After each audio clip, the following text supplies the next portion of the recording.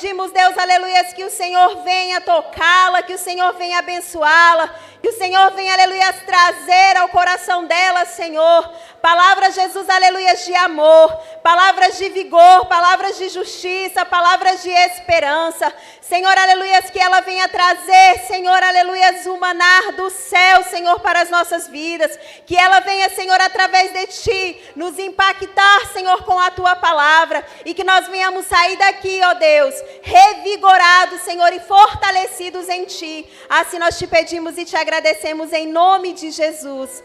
E eu mais uma vez agradeço a minha oportunidade. Amém? Glória a Deus.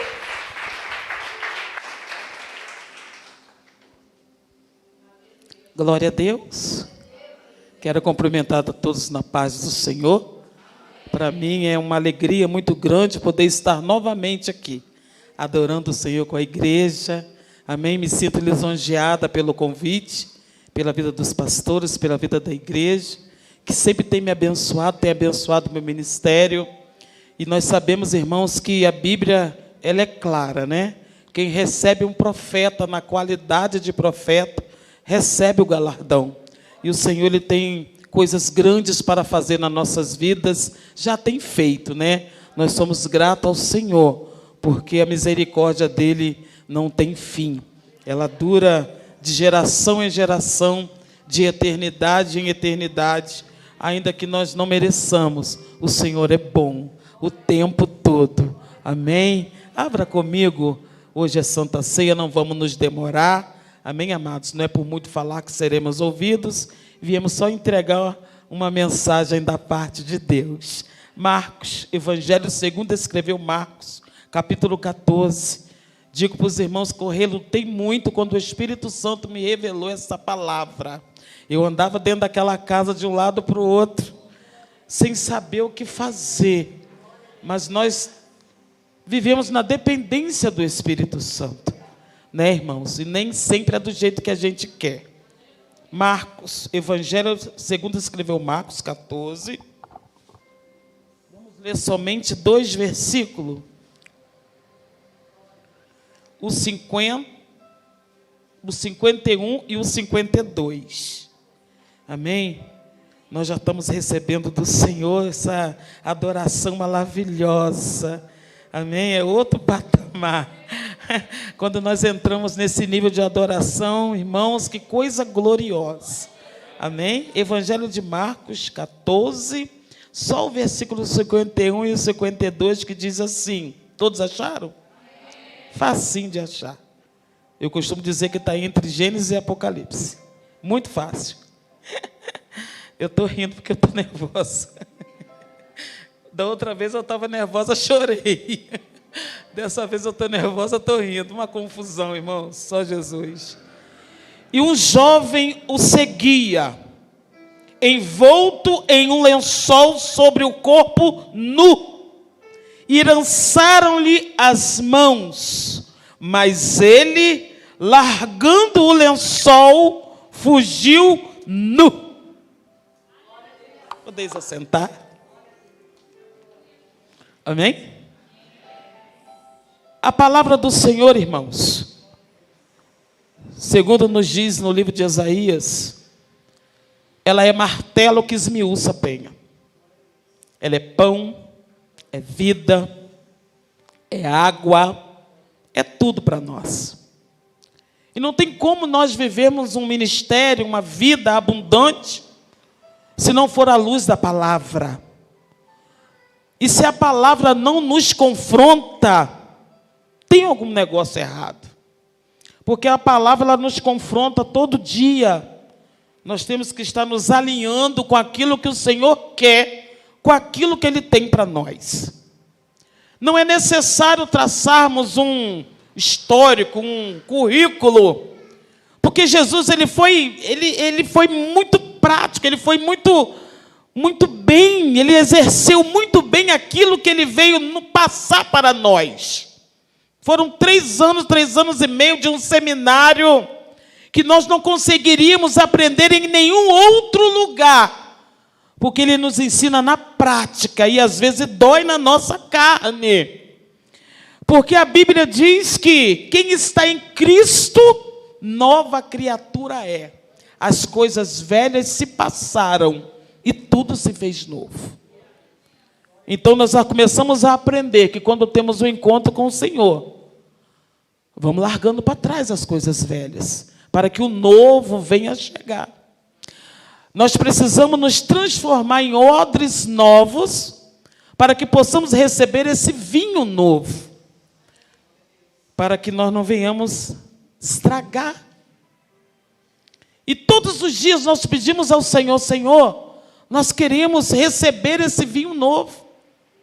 E quando o Senhor ele tem uma obra a realizar nas nossas vidas, eu estive estudando o processo que o odre leva quando ele está velho. Porque o odre, quando fica velho, ele fica ressecado. Então, o que se faz? Pega o odre, coloca numa estaca e bate com a vara, bate muito. Depois mergulha na água e esse processo é repetido diversas vezes, até ele amolecer.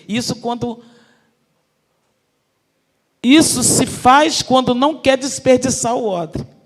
Então, esse processo ele é repetido diversas vezes. O cara pega o odre velho, coloca num cepo e bate com a vara e depois mergulha na água, até ele amolecer. Só depois de passar por esse processo, que é passado óleo nele para ele ficar macio.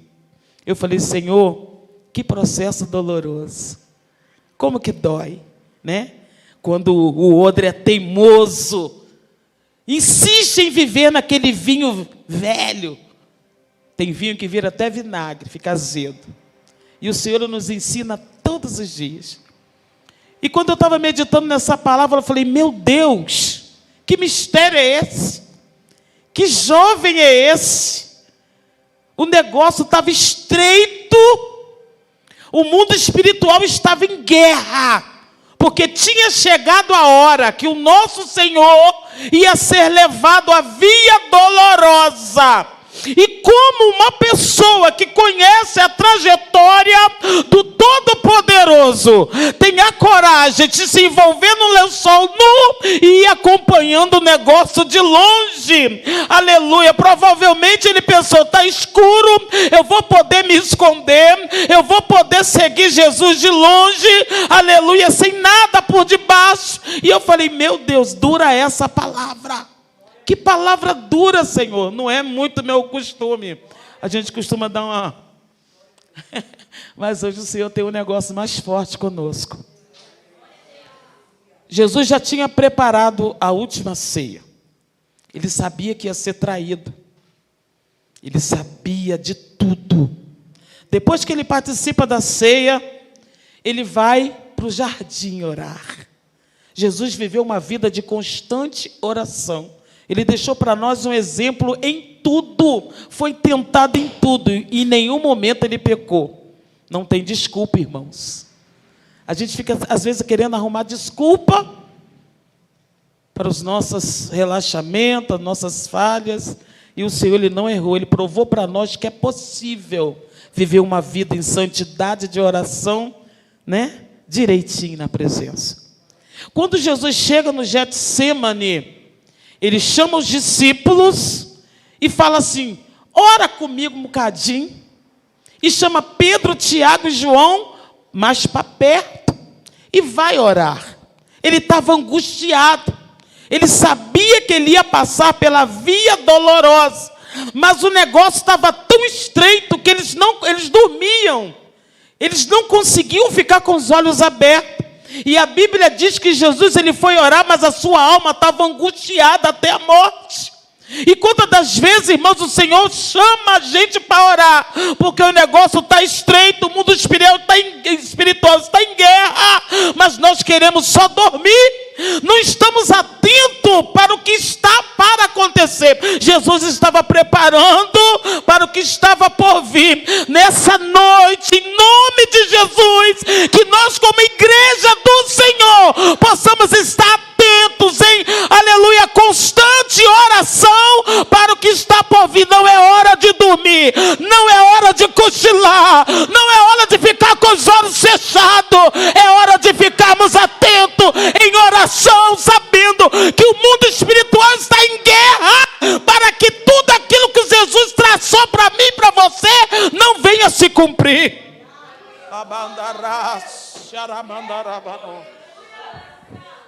Ele sabia que tipo de morte estava esperando por ele.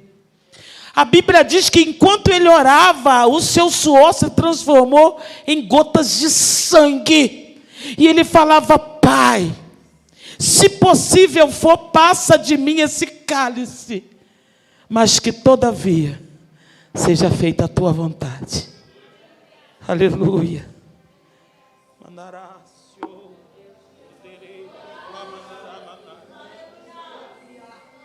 Na verdade, papai, a minha carne é fraca, mas meu espírito está pronto para viver aquilo que o Senhor me chamou para viver, para atravessar a via dolorosa, porque eu não estou aqui para viver o meu ministério, eu estou aqui por causa do povo que o Senhor confiou em minhas mãos, e eu não posso rejeitar essa morte de cruz. Se nós estamos aqui nessa noite, teve um Getsemane, teve traição, teve choro,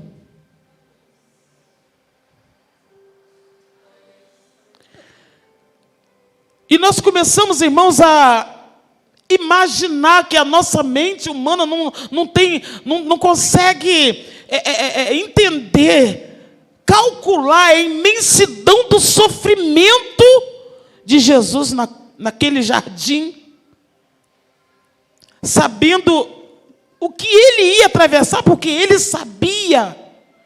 E ele ficou agitado, e ele voltou e falou para os discípulos: vocês não podem orar comigo nem um pouquinho, porque o traidor já se manifestou, o filho do diabo. Eu já fui vendido. Depois de tudo que eu fiz, depois de tudo que eu passei, eu já fui vendida, já fui entregue. Acorda, desperta. Eu tenho chamado vocês para um despertamento. Acorda, acorda, para que vocês não sejam pegos desprevenidos. Está aqui Pedro. Aquele que lá atrás não entendia o mundo espiritual. Ele entendia do mundo carnal. E ele falou: Senhor, eu vou contigo, eu vou morrer contigo. Não tem os Pedro da vida? Mas na primeira oportunidade te nega e diz que nem te conhece. Jesus olhou dentro da baleba do zóio dele, creio eu, e disse: você vai ser o primeiro, filho. Antes que o galo cante, você vai me negar. Porque eu te conheço. Não, eu vou morrer contigo. Esse mesmo Pedro, que quando Jesus estava falando sobre que tipo de morte que ele ia passar, falou: Senhor, não faça isso. E Jesus falou: para trás de mim, Satanás. Você só entende as coisas terrenas. E eu estou falando de coisas espirituais. O Espírito Santo do Senhor nessa noite chama a igreja para deixar de viver vida terrena, para nós começarmos a entrar no mundo espiritual. A igreja é espiritual. A igreja foi chamada para algo mais forte do que ficar no portão do jardim dormindo. Aleluia! É chegado a hora que o Senhor vai se oferecer como ovelha muda. A Bíblia diz que como ovelha muda ele foi levado ao matadouro e não abriu a sua boca. E nesse cenário de batalha espiritual, já era noite.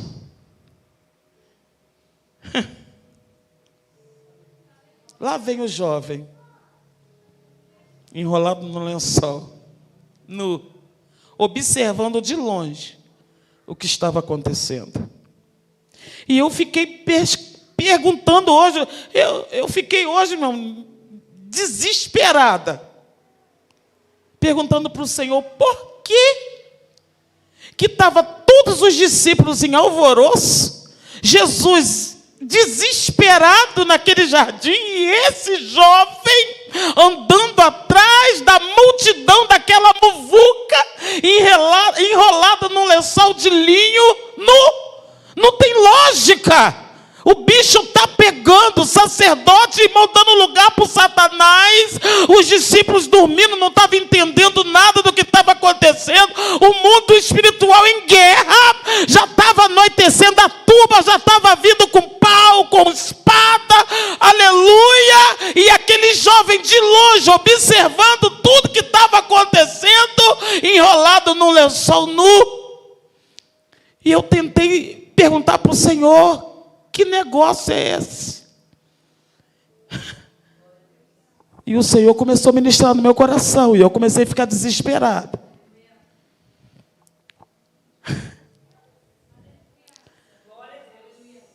Isso aqui nos ensina, irmãos, que não podemos andar atrás de Jesus despreocupadamente, relaxadamente. Mas hora menos hora o seu lençol vai ser arrancado.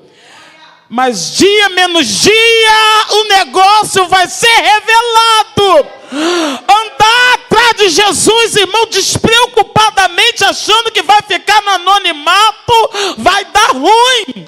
Porque quando pegaram Jesus, eles olharam aquele jovem e falaram: pega ele também. Vamos ver se está revestido, vamos ver o que está debaixo desse lençol aí. A Bíblia diz que eles pegaram nele, arrancaram o lençol, ele fugiu nu, desesperado, e apareceu as suas vergonhas.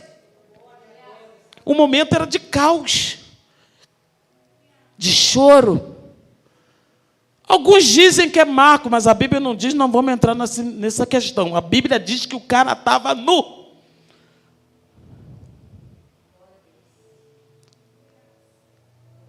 Nós entendemos que seguir Jesus enrolado no lençol é seguir Jesus segundo a aparência. E quem segue Jesus de aparência, mas dia menos dia vai ser envergonhado.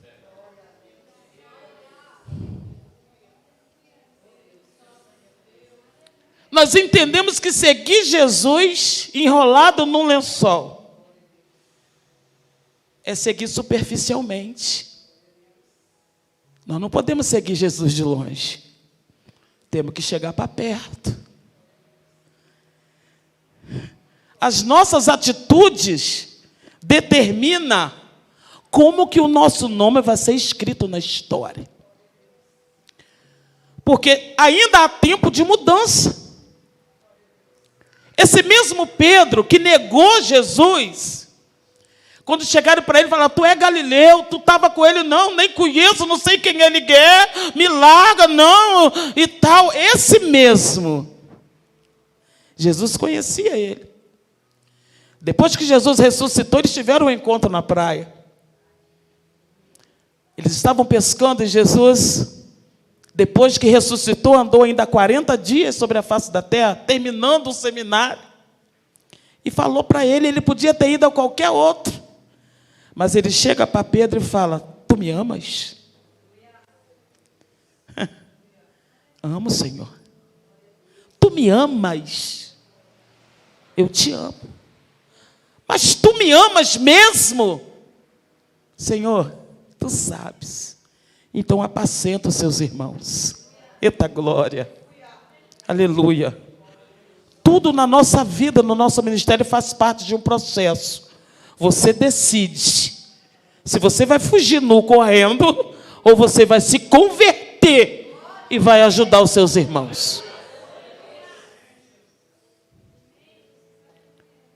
Irmãos, quando Jesus é entregue nas mãos dos malfeitores, a Bíblia diz que um dos apóstolos arranca da espada e corta a orelha do soldado. Até na hora de ser levado, os apóstolos dão trabalho. Que Jesus teve que parar, pegar a orelha e colar no lugar.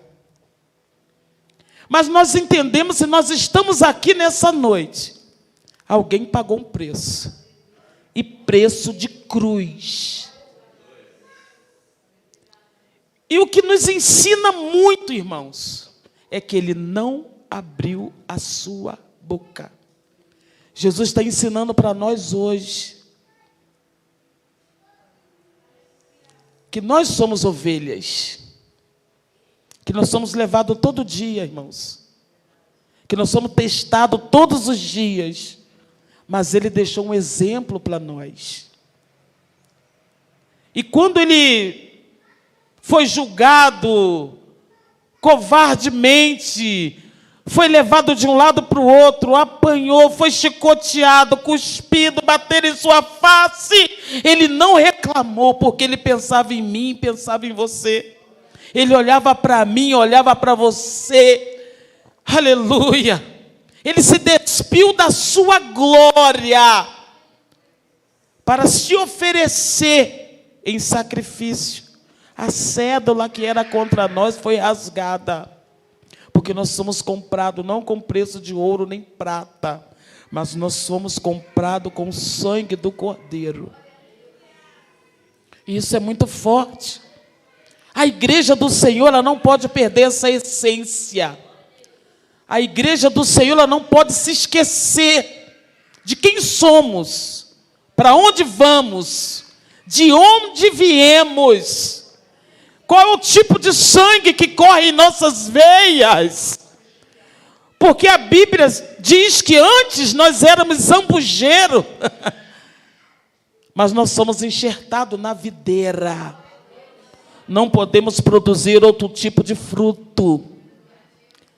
Não podemos produzir sozinho, a vara de si mesmo não produz nada. Nós podemos produzir porque estamos enxertados na videira verdadeira. E a vara que não produz, ela é arrancada e lançada no fogo. Mas aquela que produz, ela é podada para que ela produza mais ainda. Então, com toda a luta, com todo o sofrimento, é melhor encarar a tesoura do que o machado. Porque quando somos podados, nós temos visto que o Senhor tem cuidado de nós, para que venhamos produzir mais fruto ainda. E nós aprendemos, irmãos, que seguir Jesus não é para qualquer um. Para seguir Jesus tem que ser muito, mas tem que ser cabra que tem certeza no seu chamado.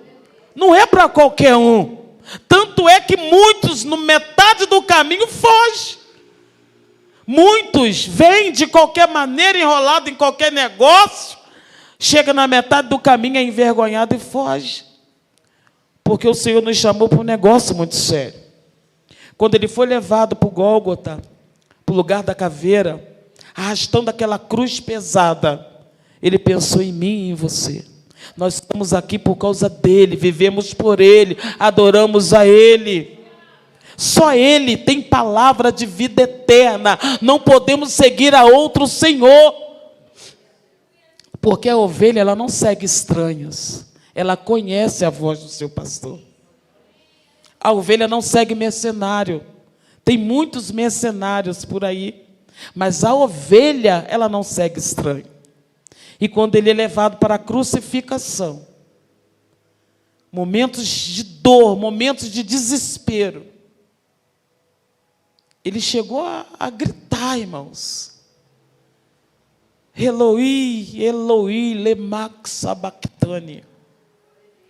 Que quer dizer, Deus meu, por que me desamparaste? Naquele grito na cruz era muito mais do que dor.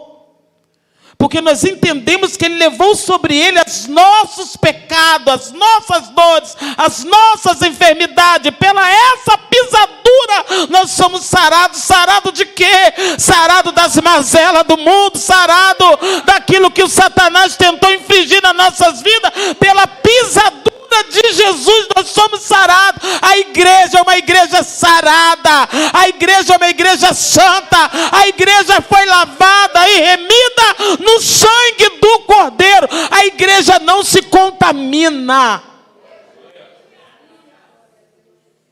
E quando ele gritou, está consumado, Está consumado. Ou seja, acabou. Aqui. Mas continua na glória. Acabou aqui. Mas eu tenho um povo. Eu morri por um povo.